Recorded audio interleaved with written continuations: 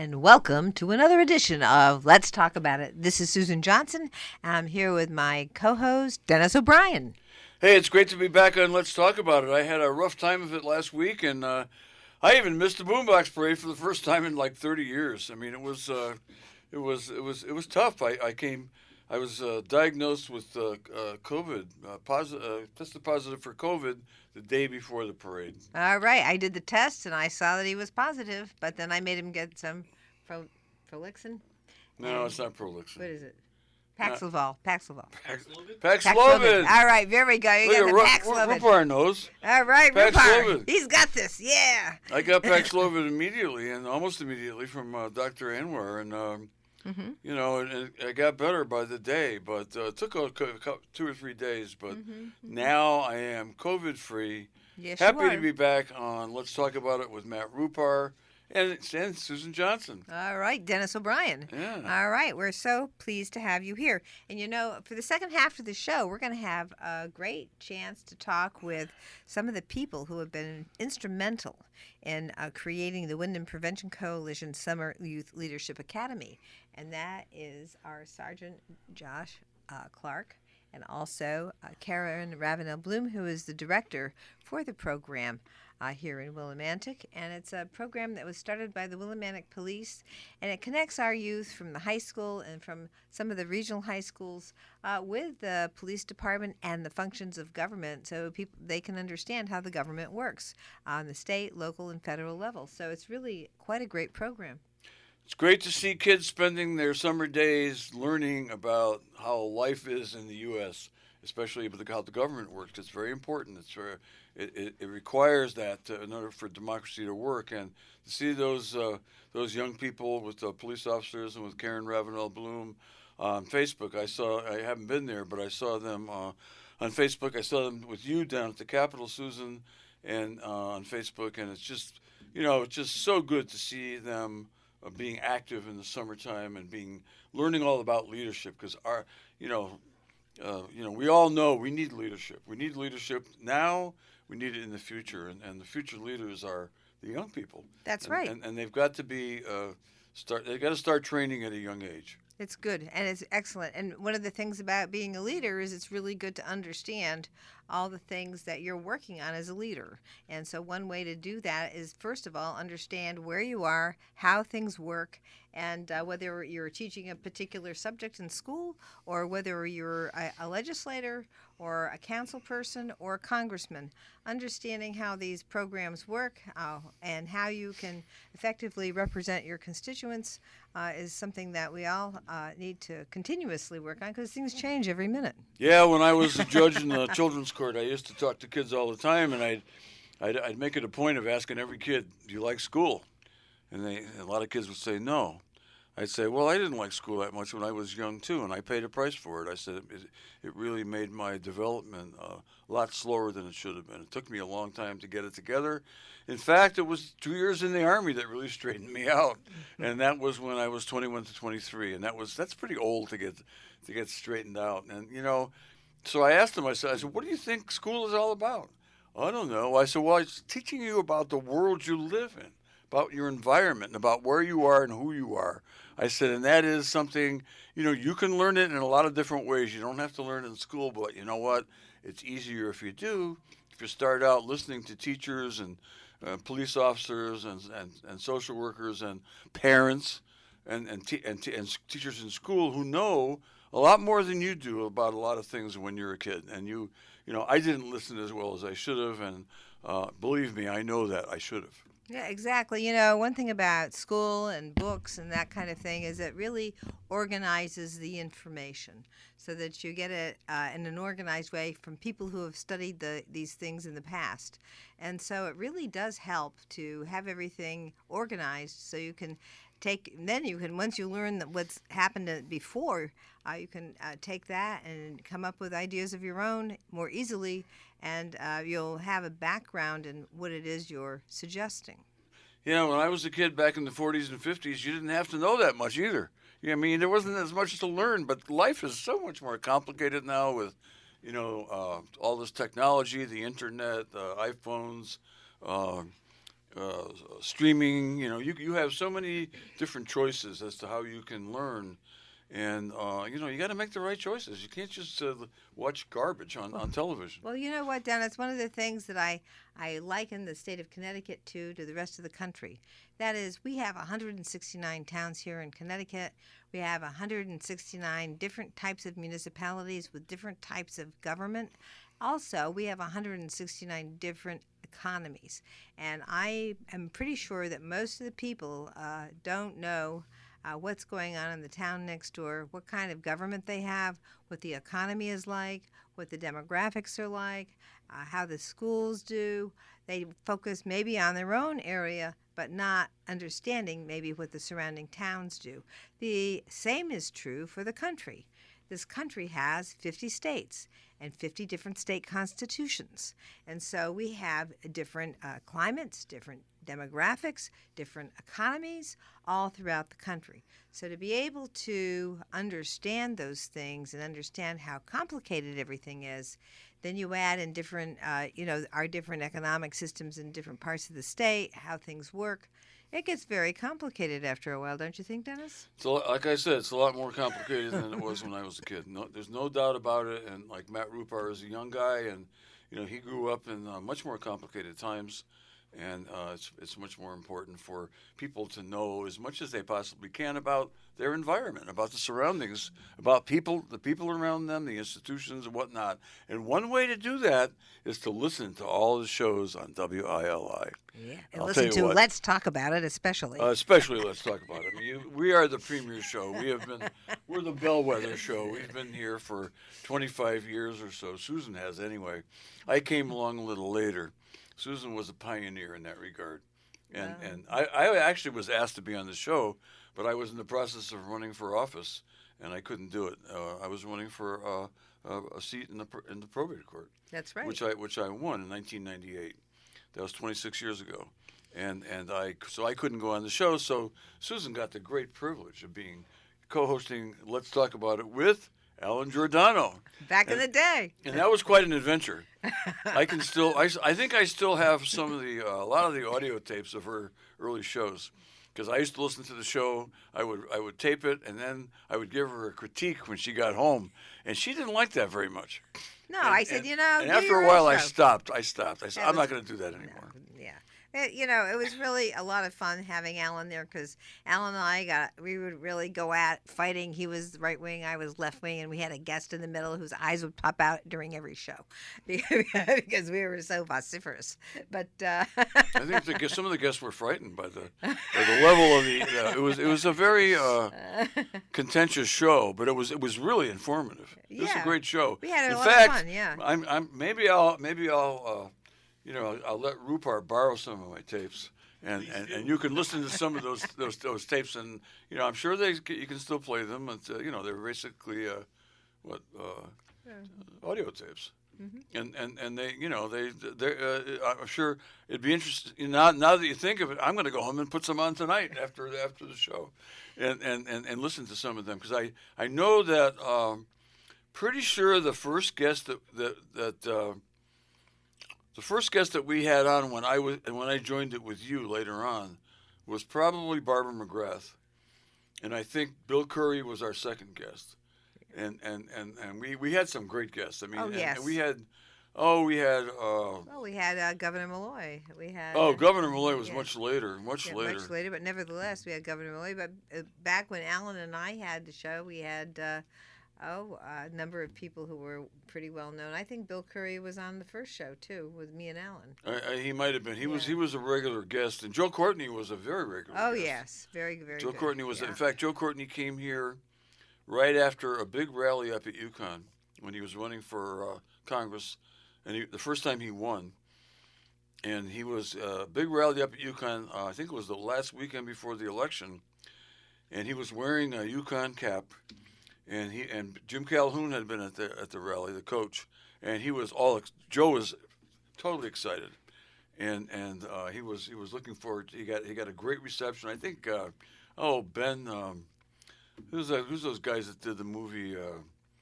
Those two guys that the guy that was married. I can't remember. a big star actor was at the thing too, and at the event, and Joe was so excited, and he ended up winning that race by a very small margin. I think that was the recount, the first time that he won. We did the recount, and he did win. It was by, I think, 81 votes. Something like that. And there had been some kind of a mix-up in how the vote was counted initially. But fortunately, it was by such a short margin that we were able to go back and get Joe Courtney in there. I was part of the recount. I was overseeing some of the recount. And as part of that group, the Help America Vote changes that occurred after the with Al Gore and Bush. And then they created that law, Help America Vote. And I was going around with other lawyers to make sure the local registrars were, being responsive to the voters as they were making their votes. So that was a great thing. I went to Help America Vote training. I went all around. It was fun. I did it. My turn. I didn't want to lose this thought, but I got to tell you this. Yes. I have to say one thing, is that after Joe won that election, yes, he did an ad for us saying that he thought he won the election because he was on Let's Talk About It the weekend before the vote. All right. He said that. That was very good. Yes, he did an ad for us, and that was fabulous. Well, the other thing is, one of the things that I've enjoyed with Let's Talk About It, the fact that we have this sense of community here, we have a wonderful radio station that's local, is also we have cable access. And back then we had cable access too. And it was just kind of brand new back then. And one of the things I did is I set him up in our dining room, and I did a video of Joe and sent it over to the cable access people. And we did a video in the 2nd Congressional District with him. So that was another thing that we had done that had, another way to have a sense of community and know what's going on is through cable access. Now, they've kind of limited it, but I want to see it come back with adding streaming so that we can get back on track with more community activities. Yeah, well, anyway, Matt can tell us a lot about the shows. There's a lot of new shows, one of which is yours. Let's have a plug. Right. Yeah, all right, Matt, tell us about it. Tell us about your show. Come on. Homegrown, local music from Willimantic in Connecticut. All right. And it's what time? 4:05 every Friday. Every Friday. Precedes just before Let's Talk About It. Just before Let's Talk About It, so you know it's in a good time spot. And I don't know, Matt. This would be outside of Matt's format, but I'd like to come on the show and do a show on Bob Dylan, even though Bob Dylan isn't local. I think it's time that some of these younger listeners that you have get introduced to the great Bob Dylan, starting with his stuff that back in 1961. And all the way to his latest album, which is about 4 years old. Well, and he's still touring, and he's 83 years old, and people are still going to see him, and they say he's doing great. He definitely doesn't have the pipes that he had back then, but he has the great lyrics, and he always has great people in his band. And he won the Nobel Prize for poetry. Oh yeah, of course. So, he's the only rock and roll star that ever won the Nobel Prize for poetry. Yeah. He's more of a poet than any other rock and roller, as far as I'm concerned. But I am biased because I'm a big Bob fan. Everybody knows it. John Tewitt knows it. I get John Tewitt every once in a while. I will try to influence John Tewitt to play a Bob Dylan tune that is not "Lay Lady Lay" or or Mr. Tambourine Man, or one that everybody knows. The few tunes that made it onto AM radio, I get him to play them on the Vinyl Frontier. And he does, and he plays a lot of them, and I always complain that he plays more Beatles than Dylan, and that's to make Wayne happy, because Wayne is probably as big a Beatles fan as I am a Dylan fan, at least. I love both. I grew up in that era too, and I listened to both Bob Dylan and the Beatles pretty much exclusively. Well, I this afternoon, as I was in the swimming pool for a while, I had the Bob Dylan 30th anniversary concert, which was held at Madison Square Garden. 30 years, it was about 1991, 92. And you had all these Neil Young and all these, and slow hands, Eric Clapton and George Harrison and all these people there with Dylan singing, doing Dylan songs, Stevie Wonder. I mean, it's a great album. And I keep telling Tewitt, if you want to play some covers of Bob Dylan, that's the place to go. because he likes to. John Stewart likes to play covers. He plays a lot of Dylan covers. Anyway, you got that show, and you are you're doing quite well. I've heard lots of rave reviews from the community, and Matt Rupar's show is our local music is a big hit. Yes. And so you have every just about every day we have 2 shows back to back. Yes. Okay, and that's starting on Monday through Friday. Correct. Okay, and that's from 4. So it goes from like around 4:05 to 5:55. Correct. 2 Yes, shows. Exactly. Okay, and you're involved in all of them. Every one of them. That's right, because you're doing the technical stuff. Yes, sir. Except for on your own show, you're doing it all. Doing it all. Doing it all, yeah. Do you have guests on your own show? Not yet. I want to. Okay, I was gonna say, It's hard to get local musicians to want to come in and play sometimes. Well, yeah. I'm trying though. Well, you gotta get come in and talk about their music. I mean, they don't have to play for the whole show. Right. They can talk music too. Music's fun to talk about. Well, you can also figure out, I mean, part of the thing with the new technology, and it's not so new to us at the Capitol or people who do meetings, but Zoom technology might be a way to get them in here or on the air through Zoom. And so, once you're set up for a Zoom link, I would imagine you'd be able to stream right through to the think so, yeah. So I think getting the Zoom capacity is one thing to do. You could just check it out.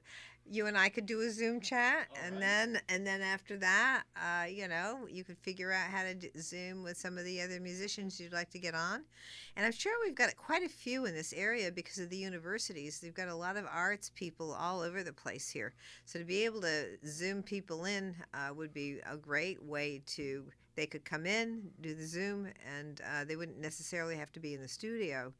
And while we're talking about local musicians. Are you going to another topic now? Yeah, I thought it was just my turn. No, I want to. Well, All right. you're going to like this because Bruce John is playing at Click today, Yeah. and I am going to be with as you'll hear soon when we talk to the people who have done this wonderful program with the students.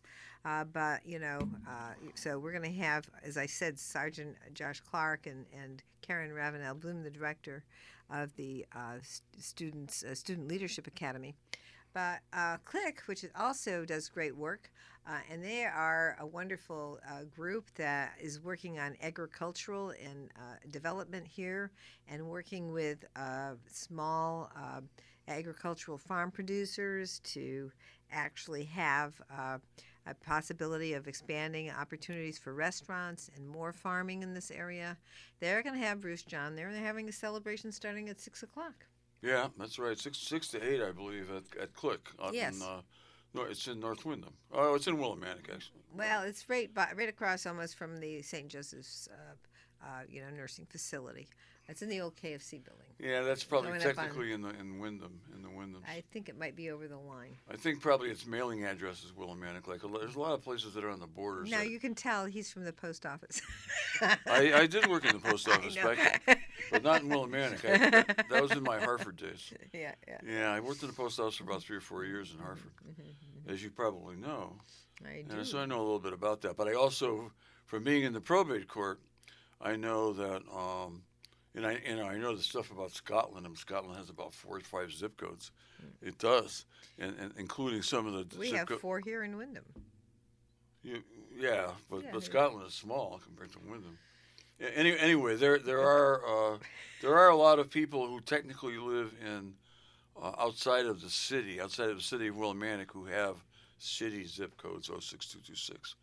Okay, just for your All right, we're winding up there, Dennis. So just for This- the information of our wonderful listeners and Matt Rupar. Yes, Matt. So we want to just we're going to be going for a break in 2 more minutes, but I just wanted to just say how grateful I am to be able to have the great things that we do here in town put on local radio and have Matt Rupar, and now everything for the hours between 4 and 6, Monday through Friday, are going to be things about our local community. So I hope that people who hear this spread the word. And I blasted on my email website, on my website at the Capitol, at susan.johnson@cga.ct.gov. And what we have is that, and then I post our shows there, and then they are also on YouTube. So you can get these shows, and you can also tell us if you have some questions or you'd like to have a show to focus on some of the things that you're doing. Yeah, we're always looking for, the guest is the key to our show. Yes. Having a great guest. We're very lucky if we don't have a guest sitting in the room. We got Matt Rupar to talk to. Yeah. But I mean that's definitely an advantage.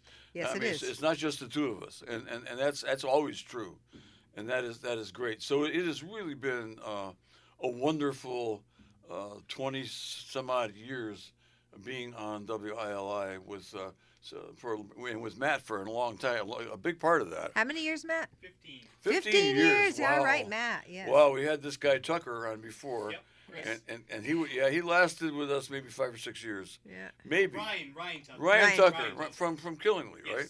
Yeah. Yeah, he was with us for Boss Man Tucker, they called him back then.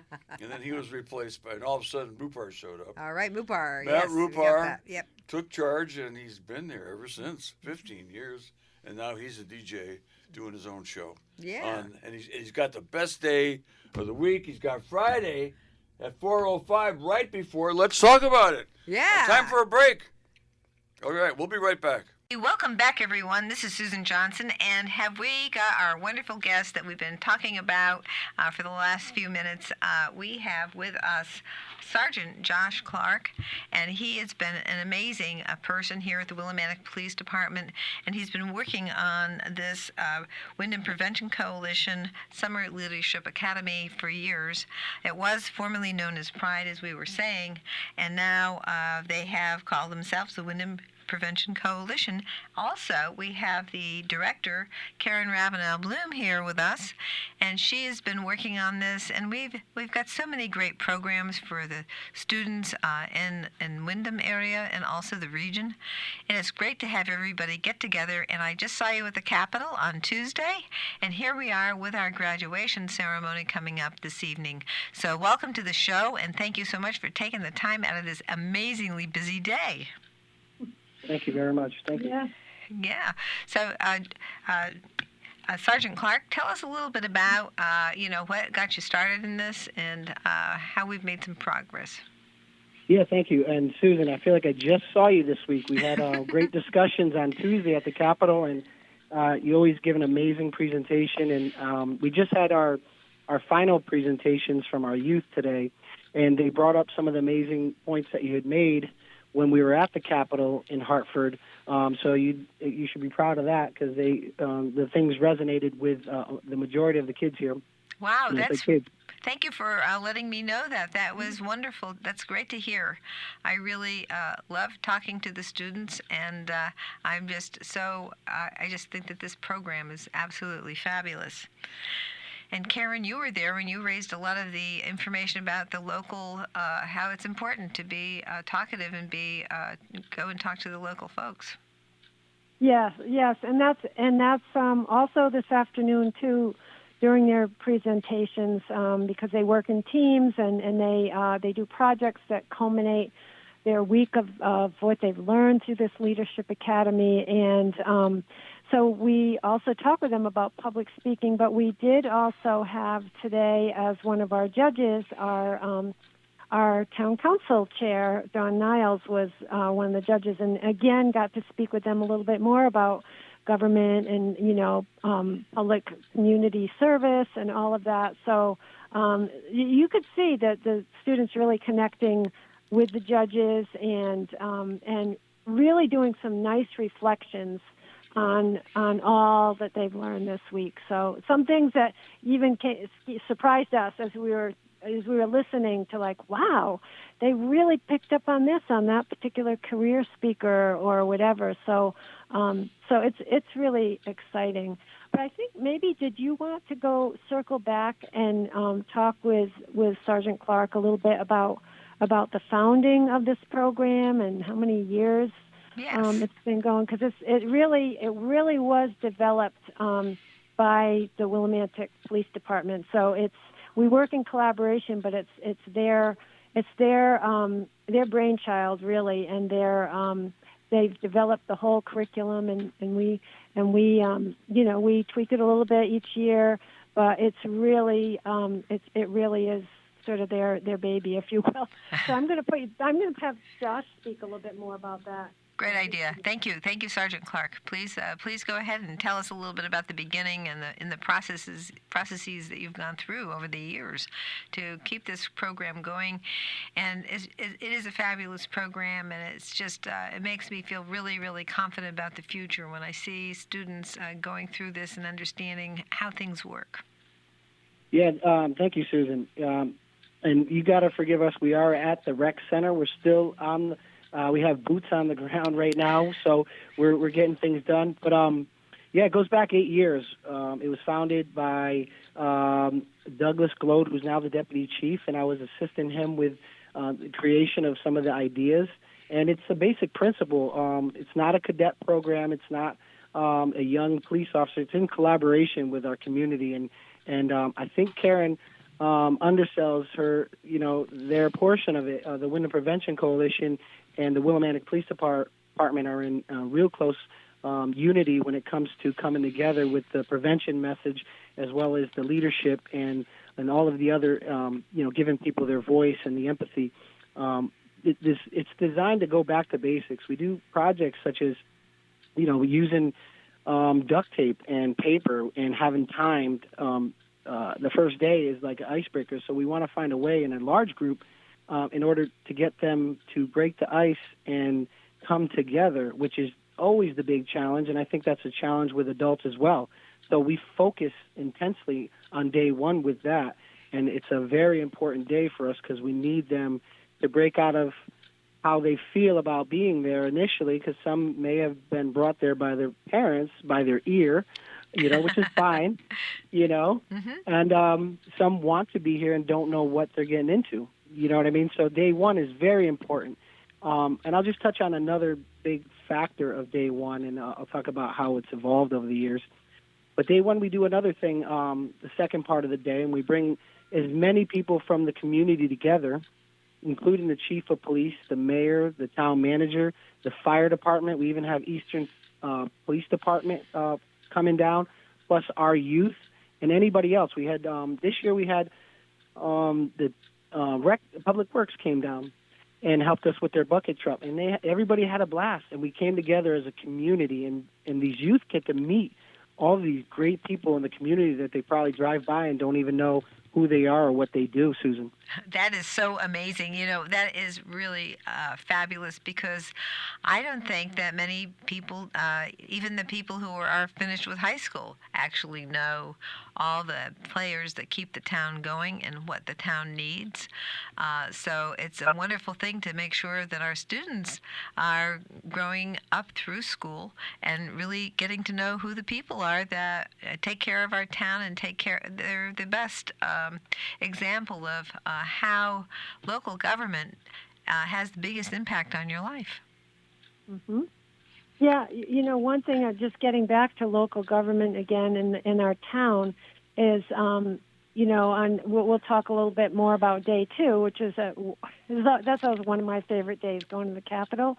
But day three, when we have our we call it Career Day. It's a full morning of guest speakers, and this year we had 10 different speakers from all different walks of different careers. But two of our guest speakers came as a pair. Where they are the administrative director and administrative assistant to the town manager, and they're right there at the front office of the town hall. But they came and they were talking about careers through the town, like town positions, and talking with the students about how they could come and do internships with different departments within the town. Find out, is this something that I might be interested in for down the road, and how they could get supported with their education through that. But I think the way they explained it to the students, I think that students they might not they might not think about certain different facets of town employees, and then even bringing it out to different town departments, like working at the recreation department or an internship there, or at the library. So I just think that's really nice to talk with them about, even if they're maybe taking a gap year or not sure what they want to do, they could get an experience by either volunteering or interning, or just even coming to visit any of the town employees. That is wonderful, and that is something that I'm very proud of the town of Windham for taking student interns, because it's really a great thing for our students to be able to come in and help the town out and learn about town functioning and that sort of thing. So it's a great thing. Not all towns do that, but the town of Windham does, and I think that it's a wonderful aspect of the town government here. So I just wanted to go, so I have to say, of course, when you're at the Capitol on day 2, I'm very thrilled to have you there and to be able to talk a little bit about what I do as a state representative, what Senator Flexer does as the state senator, to go see the Hall of the House and see what it looks like, and see where people sit, and find out why we have hearts on some of the places where the representative sits, because of the Cupid Day on Romantic Willimantic Day here in town, and to explain a little bit about how that started with former Mayor and State Representative Lesko, and be able to talk a little bit about how the town connects with the state and how it's so important for all the branches of government to connect with each other. And that's a great thing, that something I constantly talk about, is how great it is for all levels of government to connect in one way or another. And it's also wonderful for us to have our public safety people connecting with our local community here. Tell us a little bit more, Sergeant Clark, about after Career Day, what goes on next? Well, I'm gonna stick to day 2 at the Capitol again, okay, because fine. it's a really important. You talked about connection, and that's a key principle in the Youth Leadership Academy. And you connect really well with these youth by allowing them and advising them that their voice is important. That you show how they can come in to the Capitol in this big building full of marble and all these things, and this is new to the youth here, and how their voice matters, how they can come up with ideas, and you will entertain them and showing them how to do that. It gives them their voice. That's what we all need to do. This is the direction that law enforcement is going as well, is giving that procedural justice, giving everybody their voice and their moment. And I learned a lot here from Karen, I'm not going to lie, when it comes to, everybody has a different role, and if somebody is not a great public speaker, or if someone can't engage in a certain activity, there might be something else for them. And that's some of the principles that we talk about here. And those are some of the principles that you mentioned to the youth as well when it comes to government and how it trickles down into the communities. And that's a great thing, just to speak on that. And Karen, actually, Karen brought, when we were at the Capitol, she talked about one of the youth that came up to her and spoke a little bit about his experience and how it was overwhelming to be at the Capitol. I'll let her explain that a little bit. Okay, good. Yeah, so I mean, it was amazing, walking throughout the building, and just he was actually a little bit nervous. He says, I've never been here. I've never been to anything of this magnitude, and his eyes. I got to tell you, he said, I'm actually feeling a little nervous. I have to put it in these words. I'm feeling a little nervous because it's also feeling like being in a place where people have a lot of power. And he says, I'm just trying to take this all in. So as we kept walking and our guide was, just educating us about different things, he was snapping his camera away and this is, a young man who's just much more on the reserve side. And I started talking with him, about things he likes and what he liked about this. He goes, I'm really fascinated by history. And I said, yes, and there's so much history right here in this building. He was like a sponge there, I have to tell you. And this kind of is one of those stories that kind of gives me the chills, because when we got into the Senate chambers and Senator Flexer spoke and then asked if anyone had any questions, and all the kids, were very quiet, shy, and this young man was the first one that stepped up, and he started asking her questions.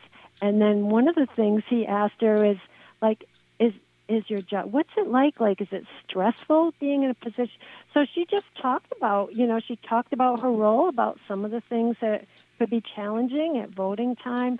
But I have to say, I saw like this switch in this young man, and you could see it, him speaking out there, and at different times through the week, his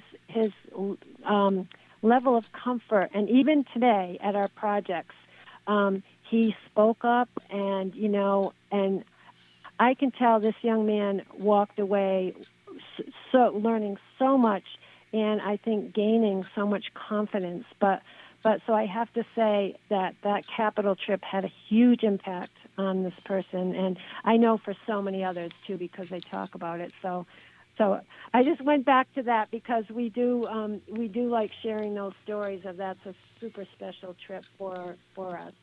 I think that's a great story to share, because I think that just seeing us in person instead of saying on TV or hearing about certain news issues, just to see us in our day-to-day activities, coming and saying hello to constituents, is something that, it really helps bring what we do closer to the people, which we really want to be closer to the people, because we can't think of everything.